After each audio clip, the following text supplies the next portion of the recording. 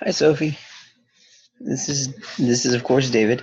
I'm recording this so that you can be caught up and we can go over our last session on Monday. So I will send you this link when I get done with it. What I hope to do is kind of walk through what the rest of the classes were. My goal is to get through Math 3 and Reading 3. You'll have homework from both of those. But also, we need to go over the English 3. So let's go ahead and do that first. Gotta get to it on my thing here. All right, we already did the big, huge section there for 73E.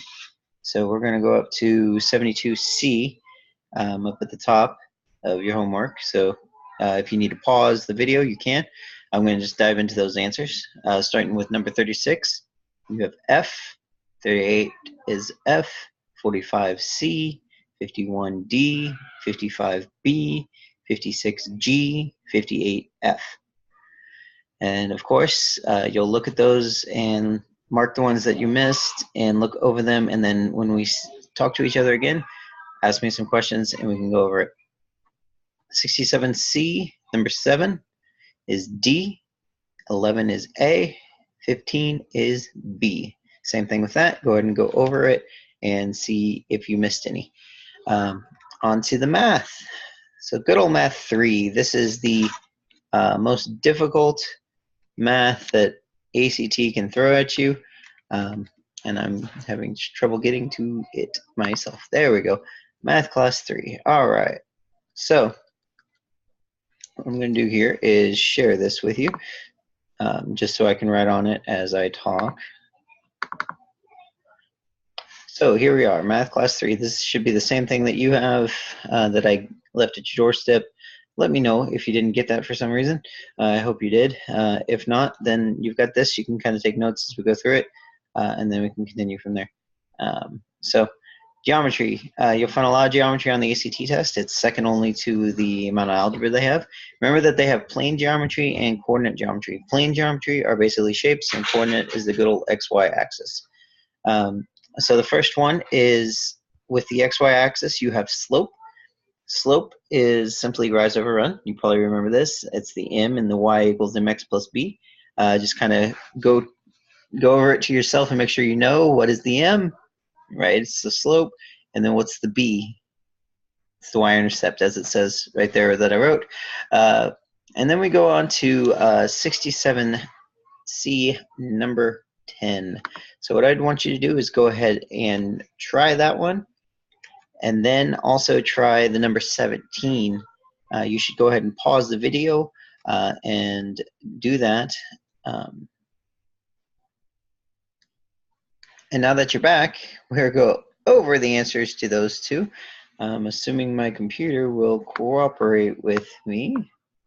It is being silly, trying to get to the answers, and it is being quite the silly thing. All right, so eventually I'll get there. Thanks for your patience. You could have done it during this time because my computer decided to jump pages. Oh, there they were. All right, the answers are J, then B, as in boy. So again, if you missed those, look over them, see if you get any questions on them, and we'll talk about it next time I see you. Next thing is something else that most students remember is the good old Pythagorean theorem, a squared plus b squared equals c squared. Just if I was sitting in front of you, I'd ask you what does the c represent? And I'd hope you'd know that that's the hypotenuse or the longest line or the line across from the 90-degree angle. That's all the correct answers. The a and b are interchangeable. It doesn't matter where they are on the triangle. Remember, the Pythagorean theorem is only used on a right triangle. You can also use the Pythagorean theorem for the distance.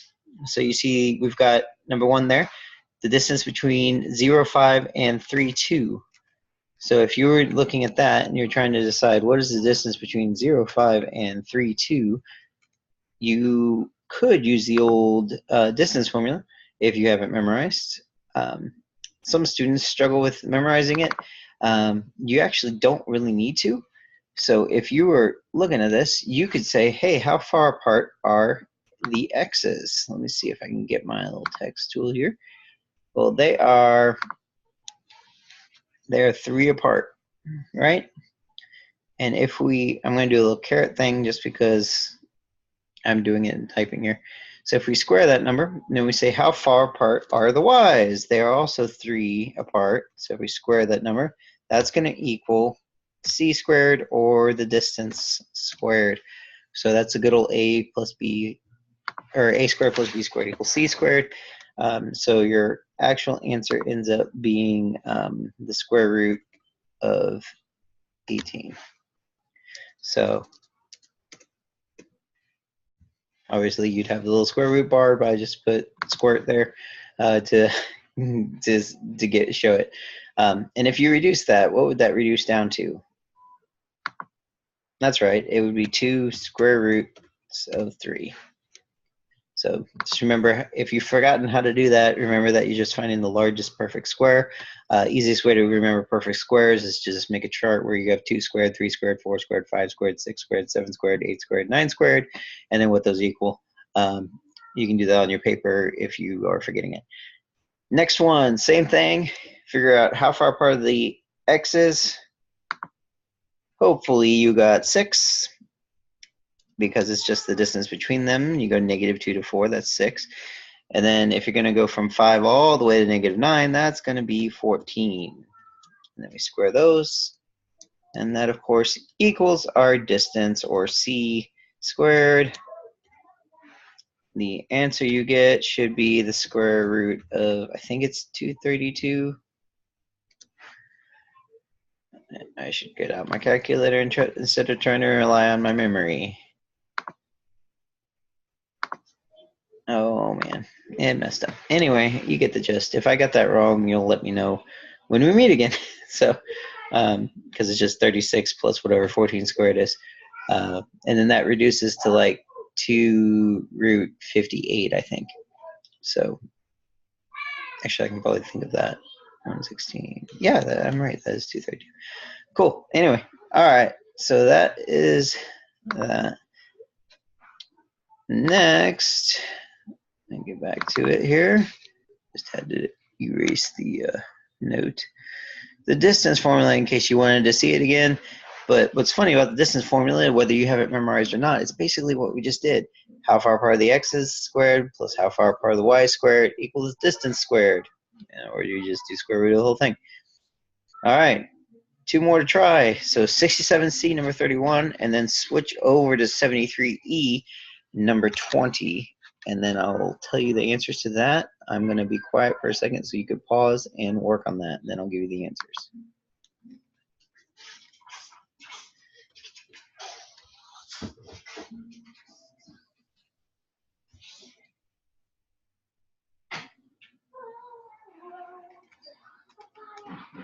All right, that was a really long pause. Sorry about that. Let me get back to this. The answers, 31 is E, and then 20 is F. So hopefully you got those, and my computer will allow me to look. Right in the middle of the page there is the equation for the circle. Oh, back on the 2 problems, of course. If you missed either one of them, pause this video and look at the answer and see if it makes sense to you.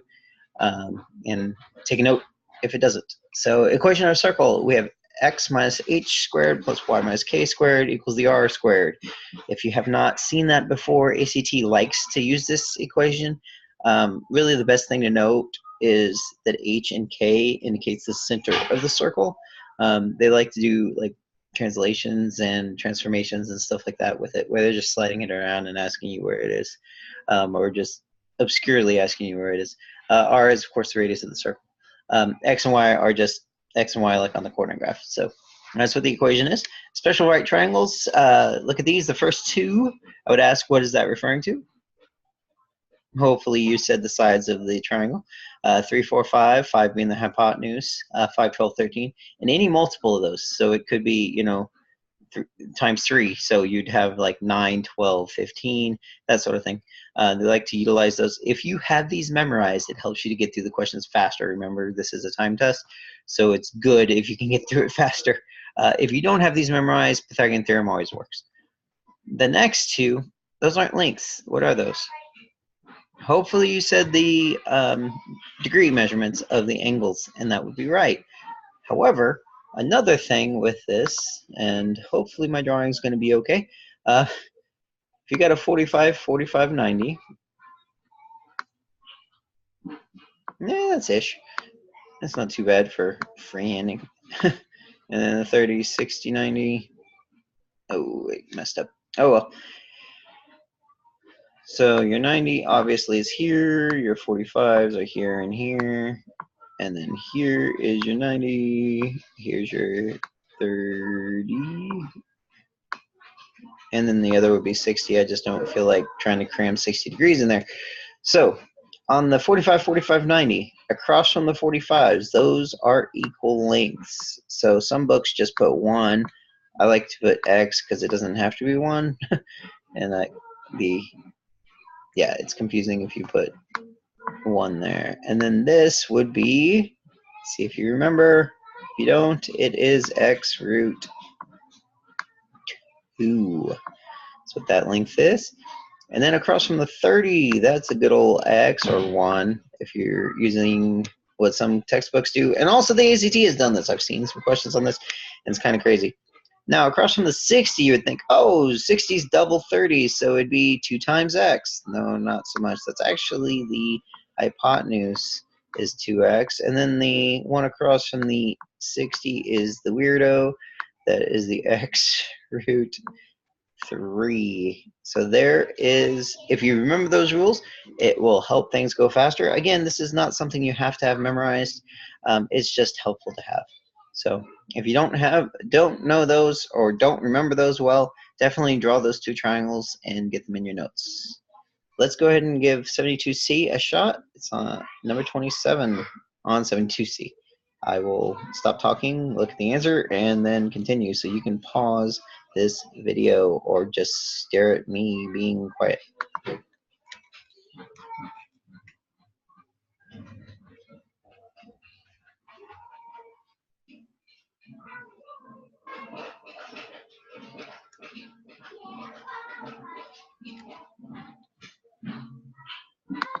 All right, now that you've had time to do it, and if you don't have time to do it, you can pause me now because I'm about to tell you the answer to 27, which is E.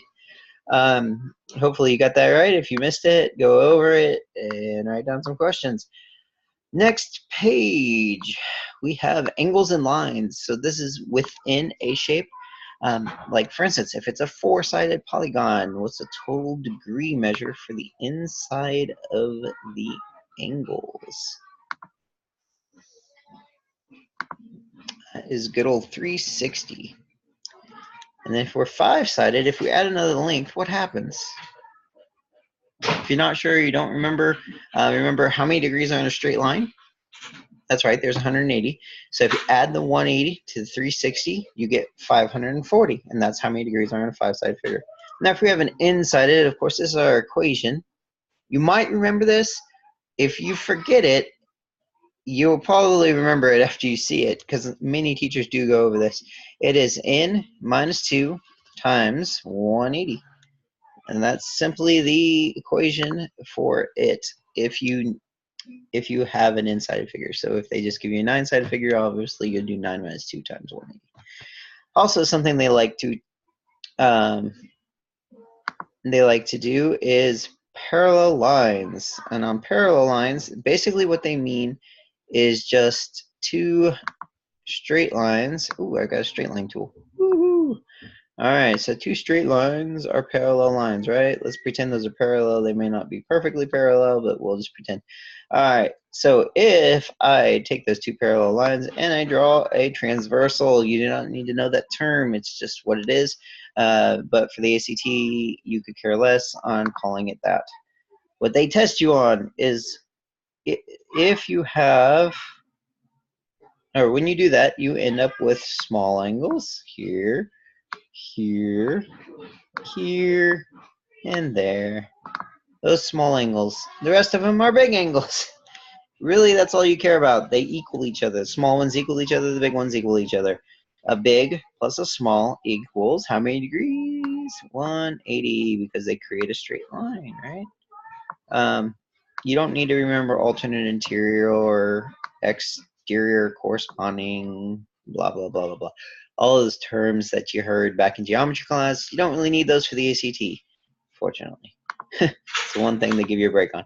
All right, so another practice, 67C, number 47. Again, I'm going to be quiet to look up the answer, and you can do it. Also, pause if I start back up before you're done.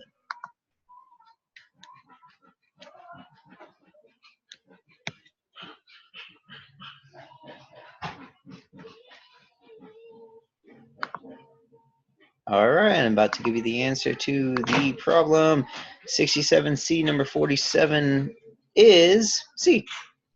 So hopefully you got that right. If you got it wrong, we'll go over it. Also, if I read it wrong and you're sure that your answer is right, I may have read the answer key wrong. So anyway, on to the next part. We are looking at area, volume, perimeter, and circumference. These are just equations they expect you to know. On the SAT, they do give you equations at the beginning of the math test. On the ACT, they give you absolutely nothing. So you have to remember these. So these are some basic ones that hopefully you do remember. The first one here is the area of a rectangle. If you remember that, write it down. In about 2 seconds, I'm going to tell you what it is. It is length times width. Is usually how it's taught. If you're looking at a square, it's just the side squared, so s squared. That's kind of one way to put it. And instead of being all verbal, I am going to go ahead and type in here. So this is length times width, or side squared. All right, next is the good old perimeter of a rectangle. So if you don't remember the perimeter formula, which when I first was training it in ACT, my trainer told me, hey, here's the equation for the perimeter of a rectangle. And my head went, I don't care. It's just add up the sides. I don't care about the equation. And then I faced an ACT question that made it phenomenally easier when I had this equation. So the equation is 2 times length plus 2 times the width, which is, of course, adding the 4 sides together. And then if you're dealing with a square, it is 4 times the sides. So that's 2 ways to look at it. Hold on a second. Area of a circle. We have pi times radius squared. Excuse my kids being all around. Can you guys go play, please? I'm doing a recording. Okay. Go play, please. I'm doing a recording. Thank you. I love you. All right, I'm back. They all got distracted by things, Sophie, so that's why they're up here. All right, so good old pi r squared. That's not pure squared. That's pi times the radius squared. Circumference is 2 times, I should probably do it like this, times pi times r, or you can just do r radius times diameter, whichever way is best for you. Now with the 2 pi and r, it helps me to remember circumference and area if you ever get mixed up with those, because area, if you remember back when you first did area, you had square units. So squaring something makes sense, and then you use the same 3 numbers for circumference, the 2, the pi, and the r. So anyway, that may help, may not, who knows. Area of a triangle. See if you remember that one. That is either base times height divided by 2. Or you might have learned 1/2 times base times height. It means the same thing, obviously, if you remember fractions. But either way that you've learned it is the way you want to remember it, just because you don't want to put things new in your head for no reason. Also, remember that triangle is just half of a 4-sided figure. It is a rectangle cut in half, assuming it has a right angle. But anyway, that's the basic concept. That's where the equation comes from. So next is the volume of a box. So a box is just a 3-dimensional rectangle or square. Well, that'd be a cube, of course. So if you're doing the volume of the box, it's just that length times width times height. And then if it's a cube, then you've got squares everywhere, and you can just consider it s cubed. Makes life easier for you.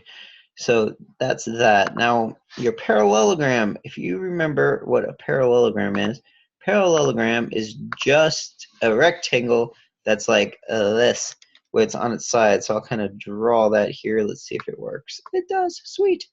All right. Right over here, there is the kind of a parallelogram. So it kind of looked like that. Now, what's special about this is you would not do this side and this side. That's what ACT would want you to do, is multiply those two things. Remember that it has to have this little thing, which is called the height. So the actual equation is simply just base times height. That's how it's put. But that's referring to this down here being your base, and then this dotted line that's perpendicular is your height. So they make a perpendicular or right angle with one another. So don't get fooled by that. Volume of a cylinder. This is ones where students who haven't done geometry for a long time start to be confused.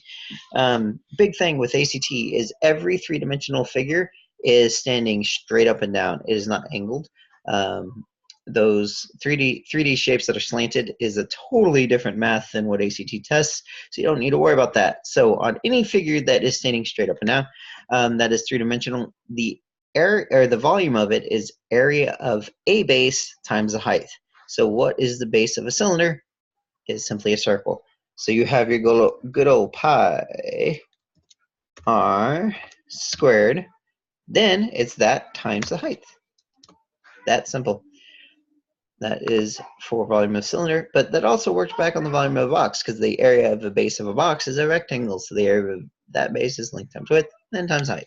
Trapezoid. This is a crazy one that some students completely forget because you do it for a while in school, and then you never do it again. So a trapezoid is basically this shape where you got one short length parallel to a long length, and then you got lines connecting to them that are not parallel with one another. That is a trapezoid. That is the roughest way of describing it. Most math teachers would crawl in their skin for me describing it that way. So the way you find the area of trapezoid is actually, we don't have a perpendicular, so we got to kind of put that sucker in there. Now with the perpendicular in there, now we know, hey, that's probably height, just like it is on the parallelogram above. So with that, you also have, this is often called base 1 and base 2. So your area of a trapezoid is going to be either most books say base 1 plus base 2 divided by 2 times the height. I personally don't like remembering that, so what I do is I call it average of the bases times height, which is the same thing. I mean, you add them up and divide by 2, that's finding average. So that is those equations. Let me clear these drawings. If you did not get those, of course, you could just review or rewind the video and look at them. But also, I don't want to do this anymore. There we go. Okay, cool. Then you can look at them. Had to get my little drawing tool out of there. All right, last little thing with geometry here is, what is the difference between volume and surface area? So what do you know? So get that written down. And now compare it to what I tell you. Volume is the within the 3D shape, so it is the amount of space inside of the shape. Surface area is what's on the outside of the 3D shape. So basically, kind of think of it as like wrapping a gift, and then volume would be like filling the container with water. That is how that works. All right, so now you got a list of 6 questions here. What I want you to do is grab your cell phone or a stopwatch if you have an old school stopwatch. But grab your phone and set a timer for 6. Let's give you 7 minutes because you got to switch between tests. 7 minutes to get through these 6 questions. Obviously, on the ACT, you would have 6 minutes for 6 questions. So I am going to be quiet here on the video, so you can pause me and then just let me sit here staring at the screen for a second before I give your answers, or you can let me be quiet and then you can pause it if I start talking. So, all right, I'm going to be quiet so that you can get started on that.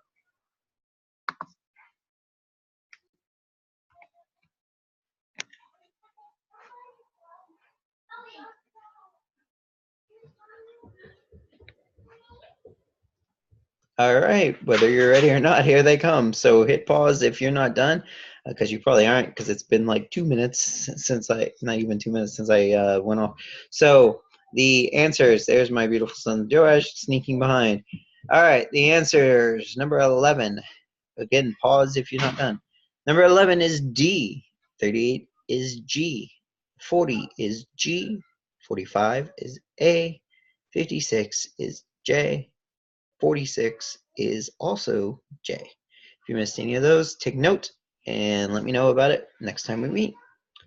On to the next thing. We are looking at trigonometry. So with trig, they really only care about basically SOHCAHTOA. So if you remember the good old SOHCAHTOA, sine equals opposite over hypotenuse, cosine equals adjacent over hypotenuse, tangent equals opposite over adjacent. Remember, this is in relationship to a right triangle. This next part might be a little boring, but I want to make sure that you remember this. This is referring to a good old right triangle. That's right triangle-ish. Probably should just use straight lines, but oh well. Anyway, all right, so let's say we're talking about this angle right here, and this is obviously a 90, and the opposite would be across from it. Adjacent is the one that makes it an angle. It's one of the two lines that make it an angle.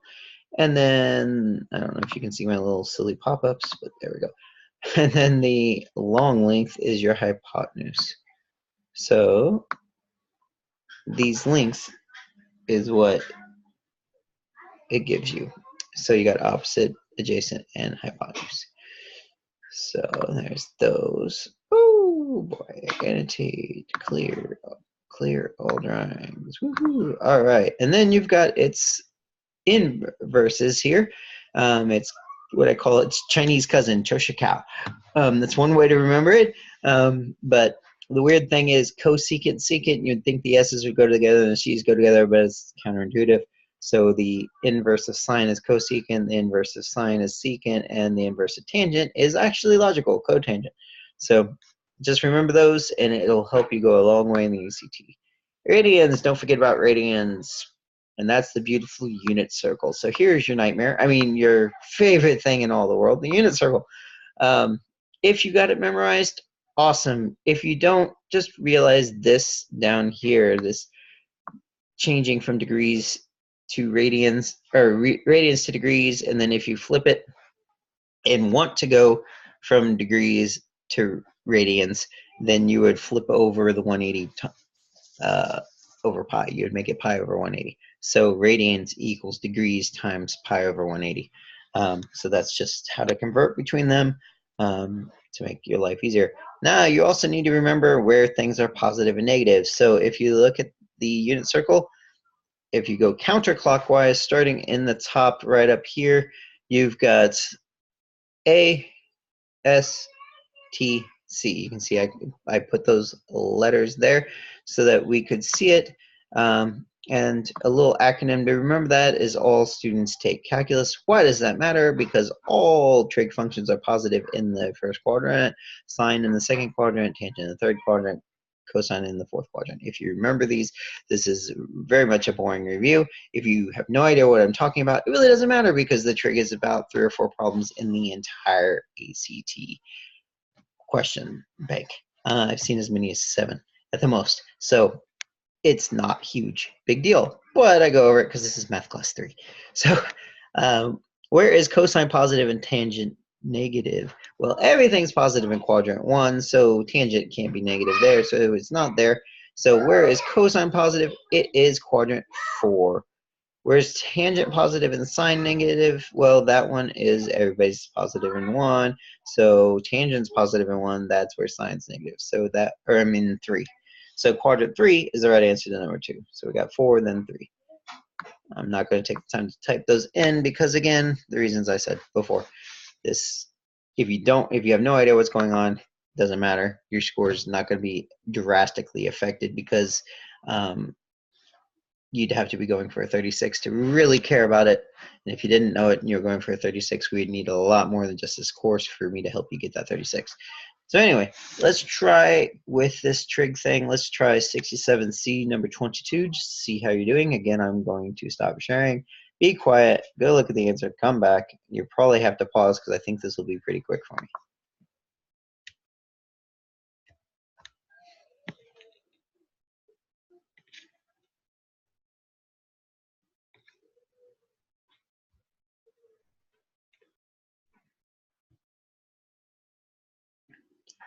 All right, I'm back. If you're not done with it yet, please pause me before I tell you the answer to this one, which the answer is G. Next thing it says there is trig identities. If you remember the all those trig identities, you're doing better than me because I have to look them up when I tutor students and help them to learn them with flashcards and that sort of thing. And if I were taking a test again, I would definitely use some flashcards to remember those trig identities. However, with the ACT, it's typically just a function problem. So go ahead and give that next problem a try, and I'll be right back on here. So go ahead and pause this because I actually already know the answer because I saw it when I looked at the last one. So I will be quiet for about 20 seconds, and then I'll give the answer. So pause so you can do it.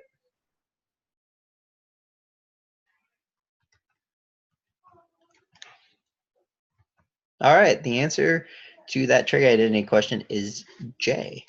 If you got that wrong, again, don't stress about it, but we can definitely go over it. If you got it right, pat yourself on the back. Next thing on the next page is the good old matrix. Nobody loves these things. So what this is with the matrix is basically they're just seeing if you remember it. This is not shown. This is actually shown less than the trig functions are done. So try this one, number 53, and see if you remember how to do this. And pause me because I'm going to tell you the answer very shortly.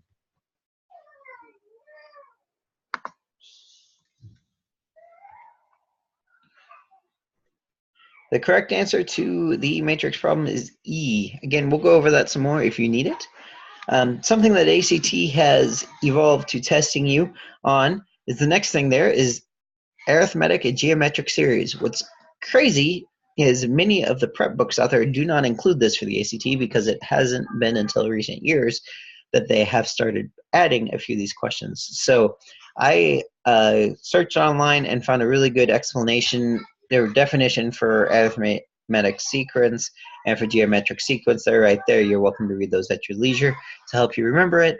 There is a practice problem right there, and then right after the practice problem are the basic equations that are key to remembering how to do these. If you are struggling with this, I will explain to you personally what each letter means and all that sort of stuff. I'm not going to take the time right now to do that because it just would add to the video if you don't need it.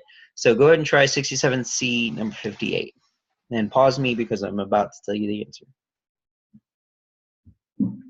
All right, now the answer is G on number 58. So hopefully you got that right. If you did not, that's no big deal.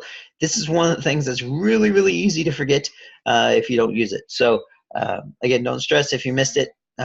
It's definitely something we can go over when I meet with you again. All right, the next thing is the homework for the math. So you'll have the homework for when we meet again, Sophie, and then we will go over it hopefully on Monday. Hopefully you won't need to miss again, and we can go over it here online. So on to reading. So with the reading, this is pretty simple. What we're going to do with the reading is hopefully my screen will cooperate with me. I think I'll just share the other screen with you because for some reason that one seems to be going better than the one I'm trying to deal with. Everything wants to move slow right now because I'm recording this probably. But anyway, all right, reading. First thing I want you to do is the prose fiction for 73E. So go ahead and get to that page. And then what I want you to do is you're going to, again, use your phone. Set a timer this time for 9 minutes. Remember, the goal is 8.5 minutes per test if you're doing all 4 of them. If you're only doing 3 of them, you can do 11 minutes per. I don't remember exactly what we decided to do, but I think we're doing all 4. So let's give yourself 9 minutes. You can do 8.5 if you feel like you're going to be able to do it, but that's what I want you to do. So get that on the timer and go ahead and go through the prose fiction on 73E, and I'm going to be quiet while I find the answer, and then I will share the answers with you so that we can talk about them if you miss any. So go ahead and get started on that.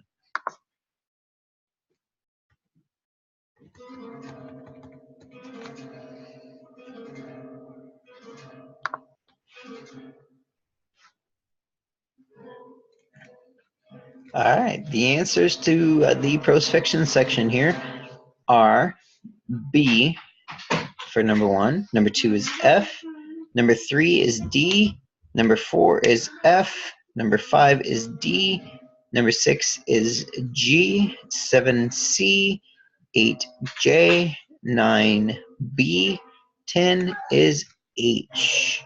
So hopefully you did well with those.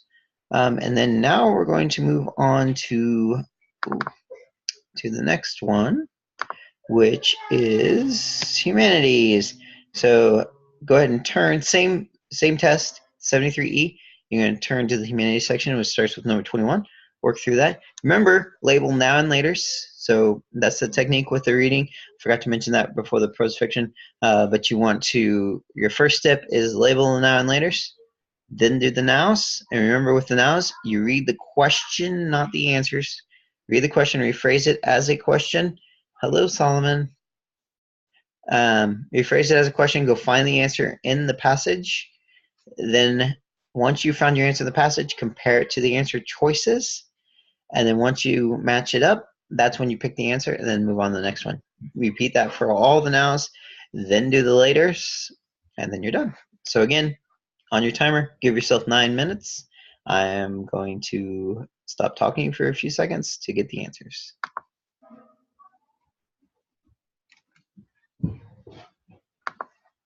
Solomon, please stop walking back and forth. So if you excuse me for that.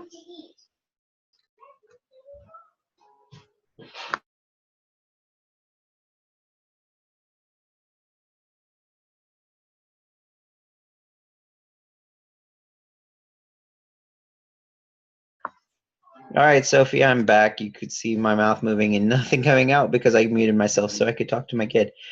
Anyway, all right. Number 21. The answer here, if you aren't finished, of course, put me on pause. Number 21 is D. 22 is G. 23 B. 24 J. 25 C. 26 G. 27 A. 28 F. 29 A. And 30 is J. All right. Anyone that you missed, look back over and then be prepared to share with me when I see you again. I think that's it for the reading. Check. Yep. And then you have the homework. Again, give yourself 8.5 or 9 minutes per passage. You're finishing up the 73E as homework. We'll see how you do on the whole thing. So anything else you have, make sure you make note of it. And I look forward to seeing you on Monday, the first Monday in December. Talk to you later. Bye.